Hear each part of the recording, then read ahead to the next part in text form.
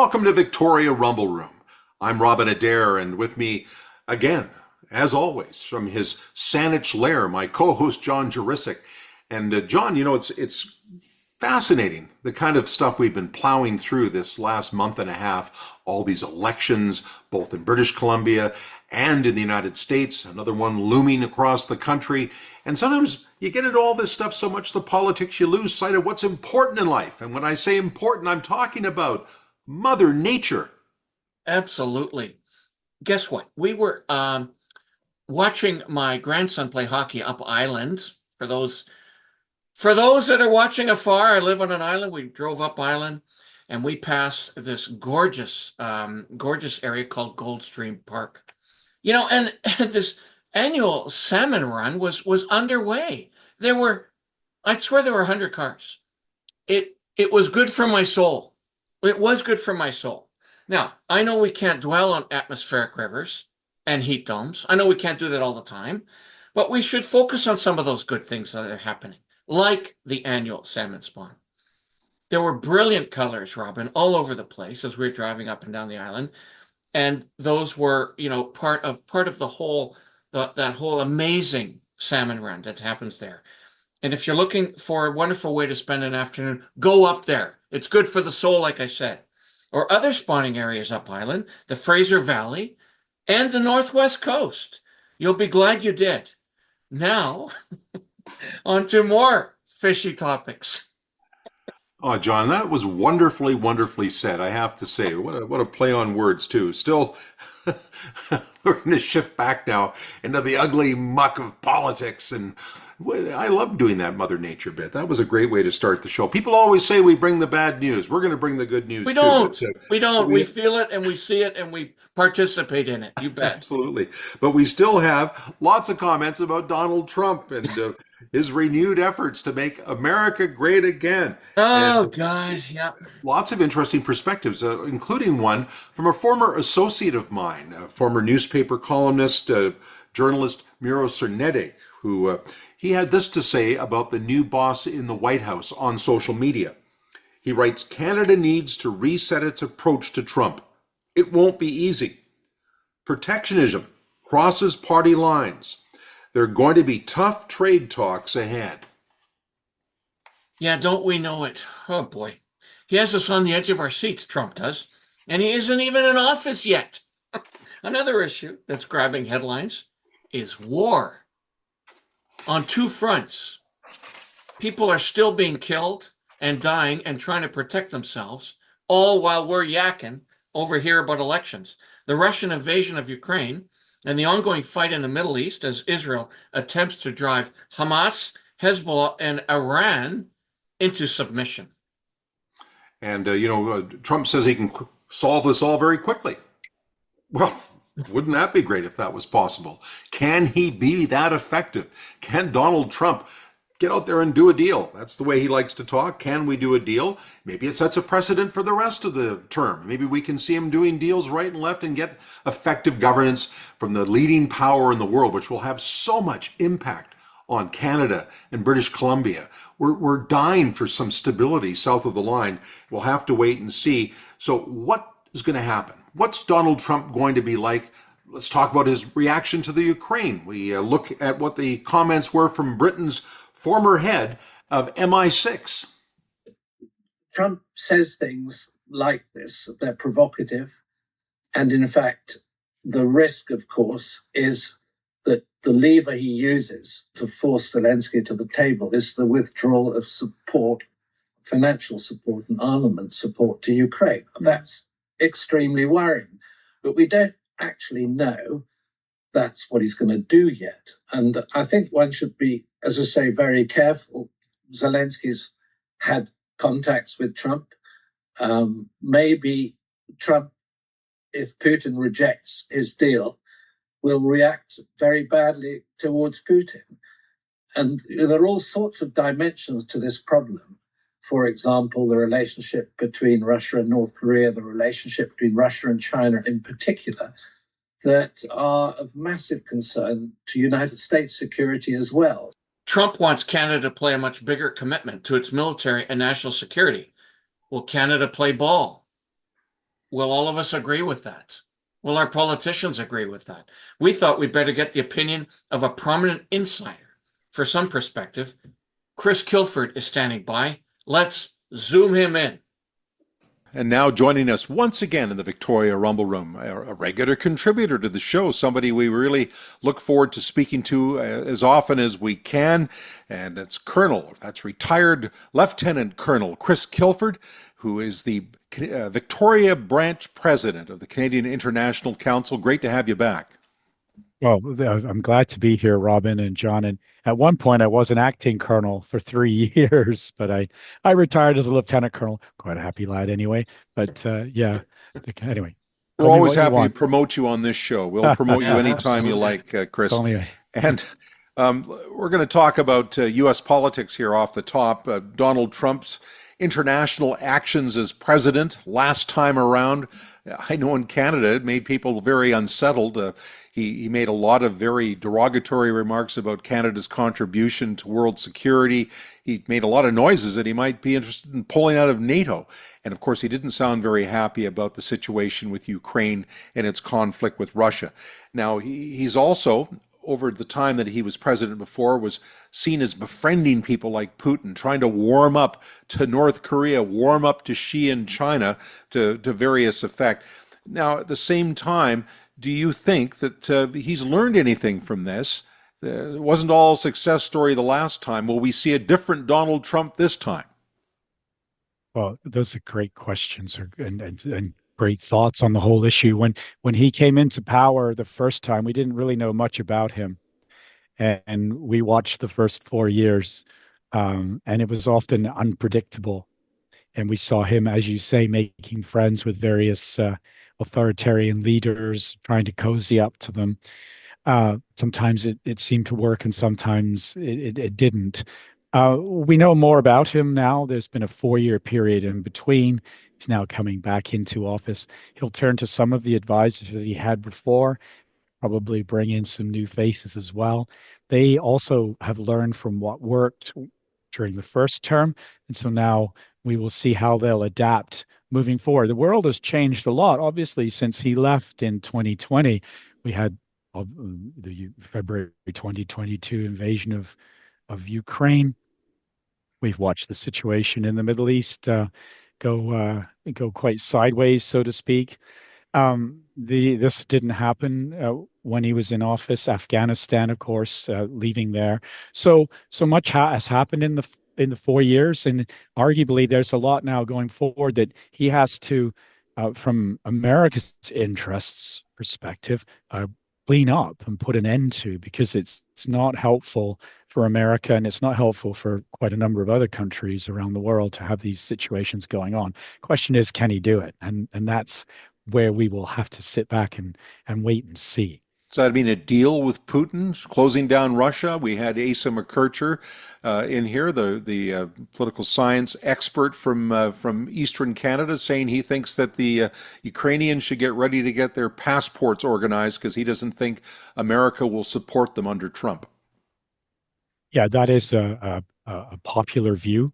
At this point, you can pick up almost any newspaper in any country right now lamenting the future for Ukraine with a Trump administration in power. I'll just take a step back, though, with the Trump administration. For all of the chaos that we often witnessed with American foreign policy, there's no question that the pressure we put on NATO to finally come to terms with investing 2% of GDP into defense was incredibly important. We discovered along the way that the German military was largely hollow. Many other militaries were not pulling their weight, including ours. We still haven't really put forward a solid plan to reach 2% of our spending on defense. So he put very important pressure on NATO to finally come around. So that he has to be given credit for that. Now, it's put us in a much better position when we are facing people like the Russians going forward. But then the question comes back to Ukraine, as you say, what's the future for Ukraine right now? They've done incredibly well with American and other support in causing Russia short and long-term grief. This is a state that, as I've said before on your program, has mortgaged its future on that 1,000-kilometer front line. And it continues to do so. And it continues to draw in more players like North Korea. And it won't be that long from now that we see body bags and injured North Koreans heading back to that country. And the biggest challenge for the North Korean regime will be covering up the fact that so many body bags are coming back and so many injured soldiers as well. And the more they double down on that situation, the more it could potentially be destabilizing for that country as well. So there are many, many moving parts. Now, America steps in and says, well, we want to bring this war to an end. Well, there's something to be said for that. This is a war that can't go on forever. It's not going one way really or the other. Russia is making incremental gains at very, very high costs to their people. But I think both sides are looking for an opportunity to pull the curtain down on this particular situation. This is potentially the off-ramp that Putin needs to be able to pull out of this conflict and save face in some fashion. It's the off-ramp for the Ukrainians too, to say, well, okay, we did our best. We showed what we're capable of, but we also need to bring this war to an end, and it will involve sacrifices, no longer the sacrifices of our people, but unfortunately the sacrifices of our territory, some of it. That will not play well anywhere or to anyone you speak to that's Ukrainian. But this is what has to be done. Now, how will that be done? This is the big question. What will be the deal that is made at the end of the day? I don't think there's any reason for Ukrainians to make sure their passports are in good order, or for Zelensky to seek exile in another country. I don't think we're at that point, but we are at a point where some decisive maneuvers will be taken to bring this war to an end, and there will be no winners. Putin can play this up however he wants, but there will be no winners at the end of this conflict. But Trump now offers an opportunity to draw it to a close. And so we will just have to see how things develop. So no end of instability sitting here today looking forward. However, so from that perspective, arguably or not, this 2% defense spending that might now be enforced for the NATO piece, is it time for Canada to get more serious about our security and our military spending? Yeah, I would say so. And I would say that's the case for a number of countries, because what the Trump administration, well, and they're not there yet, but what he has said is that he wants Taiwan, for example, to quadruple its defense spending if it expects America to support them in a potential conflict with China. He's often tossed around the idea of spending 3% of a country's GDP on defense as well.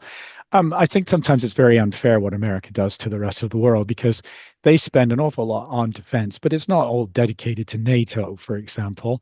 Much of that money is dedicated to their own interests around the globe. So they can point to other countries and say, you should do more. Yes, of course, but much of it is in their own interests at the end of the day as to why they spend all that money on defense. Yeah, we'll be under pressure. We will. And I don't know what a future Canadian government will do. One can surmise that the Liberal government won't be in power next year. It will be a Conservative government. I don't think that will make any difference in the relationship with the Trump administration, that we have, one might argue, Conservatives on either side of the border. We will still have to pay our fair share, and this government will struggle. Now, I have to say, Canadian governments are, no matter where they come from, they are so clever at avoiding their obligations when it comes to defense spending. So we shall see in the context of Canada. But in Eastern Europe and other places where defense is an issue and concerns with Russia overarch everything, they don't really need to be told to spend any more on defense. You can see that they are anyway, and they need America to be with them. They won't be happy if Ukraine is forced to give up too much. But they too understand that the current situation, it needs to be resolved. It can't go on like this forever. It's interesting. We're talking a lot about Ukraine and NATO and Europe. Trump's big focus, though, certainly in the election, is not Russia, it's China. He's very concerned about China. He's talking big tariffs. He's talking about China trying to create a hegemony in Southeast Asia that the Americans want to put a stop to. There's a lot of things going back and forth in that direction. And of course, that also requires a lot of military attention. Do you think that we're going to see a particularly different relationship in the future going forward with how America and Canada, because we're very linked in with a lot of agreements militarily with the Americans, are going to work not necessarily against China, but maybe in opposition to some of their objectives? Yes, I think from the Chinese perspective, the first thing that we'll see are tariffs placed on a number of Chinese products. I think it will hurt the Chinese economy. It will probably hurt North American consumers more as goods get more expensive. There'll be some tit for tat, and then probably a leveling of the relationship. I don't see the issue with China from a strategic military perspective being a big issue. It's played up a lot. They have been building up their military, though, haven't they? Isn't that a concern? Yes, I mean, to a degree, it's a concern on paper. It's certainly a concern. But as I've pointed out to audiences time and time again, not a single Chinese general or admiral has any combat experience whatsoever.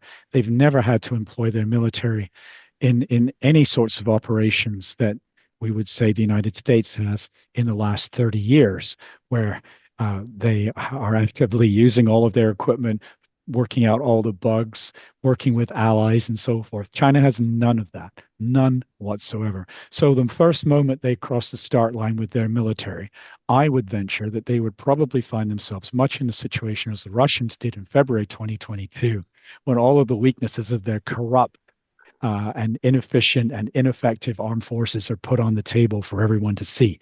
So I think the Chinese Communist Party, President Xi knows that full well. That's why they're constantly stripping out officers on, for corruption, defense ministers, and so forth. They know they have a huge problem there. That doesn't stop them from flying airplanes and holding staged exercises and bumping Philippine ships in the South China Sea. That's all very simple things to do. But when it comes to strategic and offensive operations on a wide scale, I don't think this is a military that is capable of doing that. Of course, the United States and others would say, no, that's completely wrong, Chris.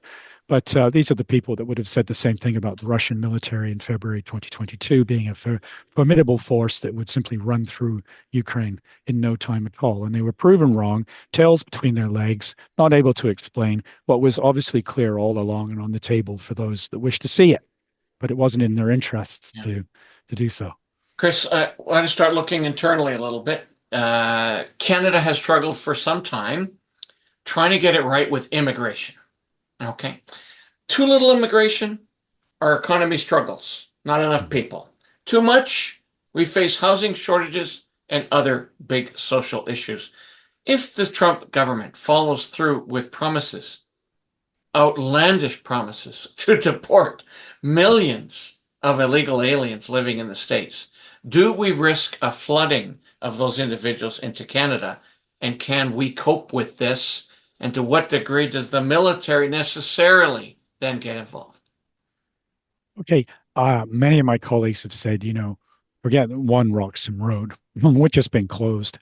We will have a dozen Roxham roads, 100 Roxham roads when the Trump administration comes in. And I think there is an element of truth there. We don't know what he's going to do. And we do know, though, from previous experience, that it has driven people our way. And we've had to look after them. So a prudent Canadian government, not wanting to overreact, not wishing to be seen to set up camps for refugees to look after them, from healthcare to education to you name it, across the border, along the border with America, sort of Handmaid's Tale sort of thing. We wouldn't want to be seen to be doing that, but we would potentially wish to be thinking about it. And how do we handle this when it is likely going to happen? Mhm. And how will we treat those people? Because it will be very important for us to be seen to be treating those people with respect and care and kindness and love. These are the hallmarks of our country. And I know immigration has created issues at home because of the numbers of people coming and the housing issues and the students that are sold a bill of goods when they come here and find out it's not what they expected. Um, really that is not us, and that sort of thing needs to be addressed. But at the end of the day, immigration is our strength. We've spoken before. I spent a week in Taiwan at their invitation. I've just come back from a sort of semi-official tour to Bhutan, and the outward flow of their people is a real concern. The lack of immigration, no immigration, the aging population, the demographic decline that we're seeing all through the world in most cases is causing great grief to these countries. In Taiwan, I was so surprised that China didn't come up very much. It was the aging population that they seemed to be most concerned with.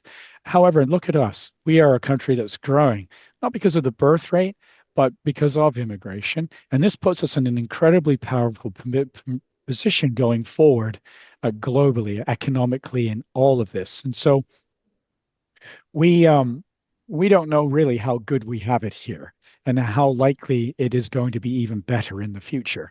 And as to the military being prepared to assist, look, we've done this before. I remember the military looking after. I was on the ground when Kosovo refugees came to our country, and we used the military to look after them very well in Gagetown, New Brunswick, and the military does this sort of thing when they have to. It's not their primary responsibility, but we have a military that's diverse, able to maneuver to whatever the crisis is with great confidence. And so, if needed, they'll be there too. But look, at the end of the day, we have to, in this situation, demonstrate who we are as a country. And I think we're going to be given that opportunity with the Trump administration. Always great insight from Chris Kilford. We so appreciate it. Chris Kilford actually flew all the way from Asia just 2 days before we had him on the show. And he was exhausted, but he rallied and he gave us so much great information. We can't tell you how much we appreciate Chris Kilford and all the work that he does. We'll have him back for sure in 2025. And we also appreciate you, the viewer, for tuning in regularly. We're up to 2.4 million views since we started this little project. We really appreciate it. Love hearing from you, even if it's negative. Even if it's negative, it's all right. We love to know that people are paying attention and getting something out of what we're trying to offer. And John, before we go, perhaps you could again tell people how people can follow the show and watch us on various platforms. You would never think it, but we get some really negative comments, especially off of our YouTube platform, and a lot of them. But look, that's what we want. We welcome all opinions across all of our platforms. And you can do that whether you agree with us or not agree with us on Twitter, on Facebook, clearly on YouTube, on an audio podcast, on Instagram, and on TikTok. So many ways to watch us. And for now, after a tumultuous 3 months, I remain your Croatian sensation, Jani Juricic, wishing I was going to Mexico. Hint, hint. Well, Johnny, I wished you could come, but somebody has to stay on and run the ship, and you and Ryan Painter and Mark McDonald will be doing the next show. It's going to be an unprecedented leap into the unknown, Yes. unknown. And happily, I'll be far away, and I won't have to see. Anyway, aloha and hola, as they say in Mexico. I'm Robin Adair, and rumble on.